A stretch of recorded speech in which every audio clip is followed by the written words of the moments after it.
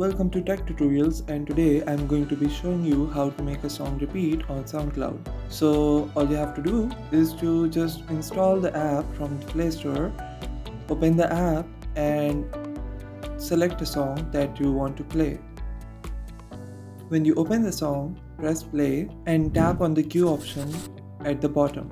You will see a list of songs that are going to be played. On the top right hand side of your screen, you will see a repeat option. Tap on it and now go back to the screen and then scrub the song to the end of the song and make sure that the song repeats. Once the song ends, you will see that the song has repeated itself. Thank you so much for watching this video. Please make sure to like, subscribe and share it amongst your friends.